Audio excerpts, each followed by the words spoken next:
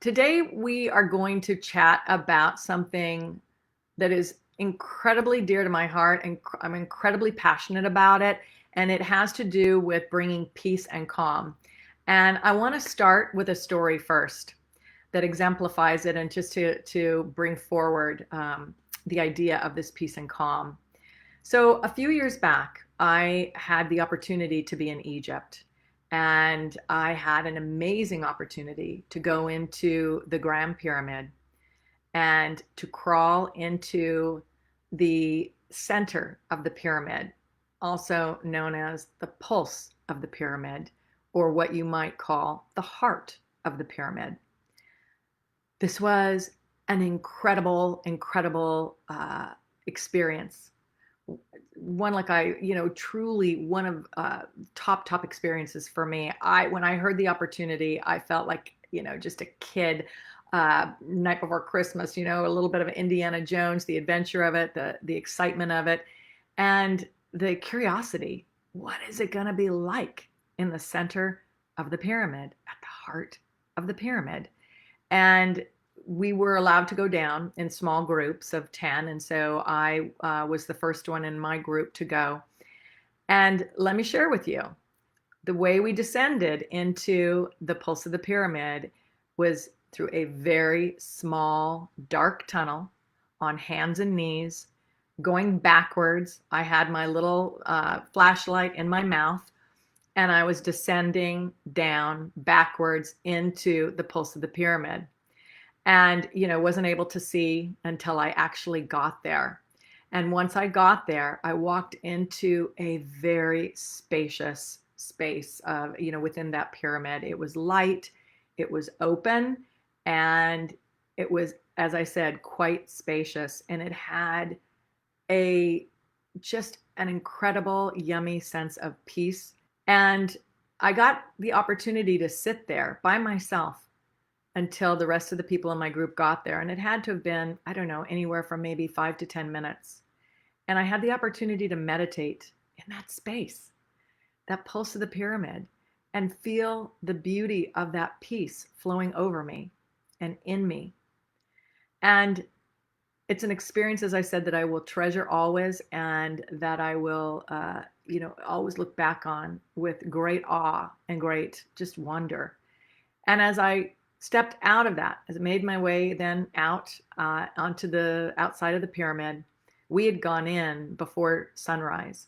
So the sun was now rising, and Cairo was waking up. And Cairo was loud and noisy and chaotic. And I instantly thought to myself, what a contrast. What an incredible contrast. How do you keep the peace that I just experienced inside that pulse of the pyramid, the heart of it, when so much noise is going on around us? So today I want to share with you a way that we can do that. And so I'm going to draw a bit of a diagram for you. And you can see this.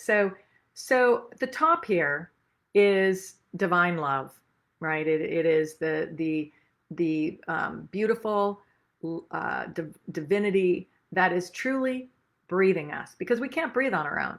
So divine love is breathing us. And that love is, we give it a vertical line here. That, whoops, a little bit crooked, but that vertical line is our connection to source, to God, whatever that is for you.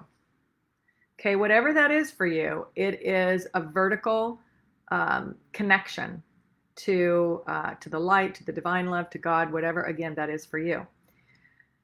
And we as humans are living this experience on Earth, which is, I'm going to show it here, our horizontal experience. We are born, and then, our life ends here. We all, it happens for all of us.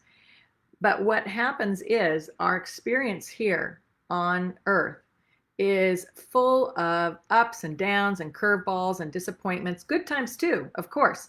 But it is, kind of like when I was given this vision. I don't know if any of you remember the Peanuts cartoon and Funnies, and there was a character called Pigpen. and there was all this dust and dirt that would follow him around. And that's that's the way I was given the vision of it, is that, we're always having, ruckus and rubble flying around us. So our opportunity, our growth, what we are here to talk about today is, how do we keep the peace? How do we get to the sweet spot? So the sweet spot is right here, where your divine love and light intersects with our experience on this planet. That's the sweet spot. That's how you can live in, on this planet, have circumstances, but not be of those circumstances. That's how you can keep the peace. That's how you can keep the peace. And this is what I call your diamond power, because the diamond, if you have studied gemstones at all, a diamond is the strongest gemstone there is. And when you connect with this divine loving light, that is where you're going to get your strength. That's where you're going to get your endurance, your resilience, your ability to cope, your ability to love, your ability to really move forward when those hard times come upon us. So how do you get there? Well, it is really about breathing. One of the techniques is that I'm going to share with you today is about breathing, and it's about also meditation. We're going to start with the breathing part of it, because I'm going to put this down here. Part of what we know about breathing, as I said, you can't breathe on your own, and there is a power that is breathing you, and that power that's breathing you, it's giving you life. It's giving you life. You don't even have to think about it, right? You just take a breath, and there it is. It's pure, it's divine, but what happens is that we make a choice of where we want to put our attention.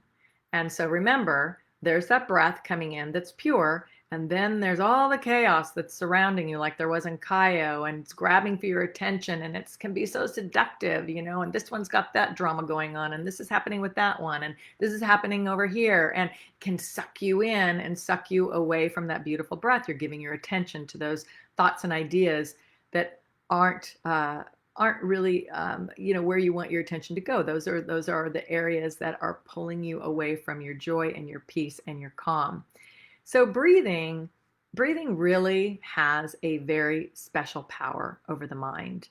When you concentrate on breathing, you are not thinking about your worries. You're absolutely connected to that divine loving light. And when you refocus your attention and you move it to the breath, it has a very relaxing effect.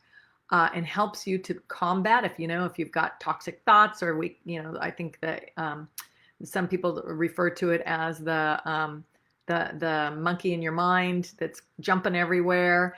But and I know that what I'm talking about here. When you have those thoughts that don't serve you, and they just keep ruminating, and they're cycling, and they're just keep going. And remember, we talked about they're taking you down. So they cause anxiety, they cause depression, they cause sadness.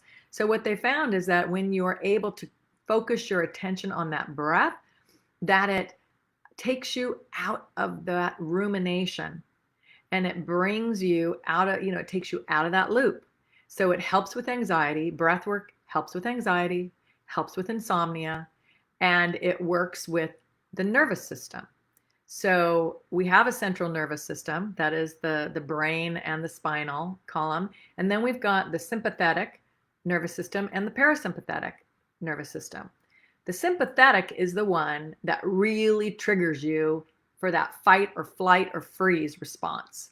And, they talk about it in caveman days that, you see a bear and you run. So problem is that there aren't any bears or tigers or crazy wild eating animals in our life on a day-to-day basis for most of us, but we act as though there are. And so we constantly are experiencing these triggers, and we're getting in that fight or flight or freeze mode, and that is more dominant for us.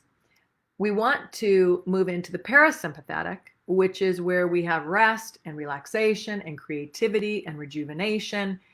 And what is happening is that because we are such a highly busy culture, right? I mean, just life has gotten so busy for everybody that most of us are spending most of our time in that sympathetic part of our nervous system, and that creates imbalance. And we want to train our system to be more in the parasympathetic system, and we want the parasympathetic to be the dominant. So, what that will do for you, and what that means for you, and why that's important for you, is that it helps you deal with really challenging circumstances that are going on in your life more effectively. Because when we're able to stay calm in stressful situations, we're able to handle it much better. And so I'm going to give you, I call it the Diamond Power breathing exercise. And it's known by other names as well, but because it brings you back to your diamond power, I've tagged it that. So the diamond power breath, and I want you to do this with me. First of all, your posture is very important. So you want to make sure if you're sitting that your back is straight, your shoulders are back, your head is up. If you're standing, same type of a posturing. And then go ahead and close your eyes, and you want to start taking in a breath. So you're going to bring that breath in through your nostrils, focusing on it to a count of 4. Hold it for a count of 4. And then exhale as though you're blowing through a straw with your mouth slightly open to a count of 4. And you want to do this breath. Go ahead and do another one. Breathing in to a count of 4. Holding it to a count of 4. And relaxing it to a count of 4. And what I love about this breath work is that you can do it anywhere. You can do it at home. You can do it at the office. You can do it in your car. You can do it in the shower. And if you're out in public, you can leave your eyes open and you can do it. If you're in a place where it's safe to shut your eyes, then you would want to do that. And you want to do that for anywhere from 3 to 11 minutes. And what that will start to do is it'll start to relax your muscles, because that breath work is taking you into the parasympathetic. It's taking you out of the fight or flight or freeze. It's taking you into the parasympathetic, where there's rest and relaxation and creativity.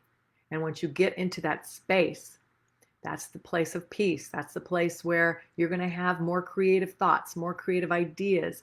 Your mind is calm, your body's calm, and you can use this breathing technique while you're, if you're having a hard time getting to sleep. Actually, I woke up very early this morning, I think about 3:30, 4 o'clock in the morning, and I couldn't get back to sleep. And I used it to help me get back to sleep. It helps you relax. So that is a very, very important breath work for you. The second way that you can reach that peace is through meditation.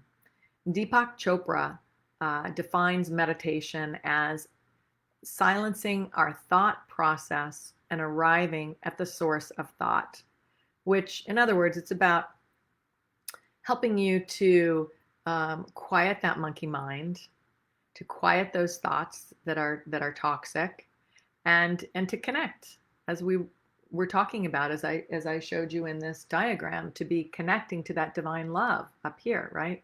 To be connecting to that beautiful, serene, tranquil, divine love that is breathing you.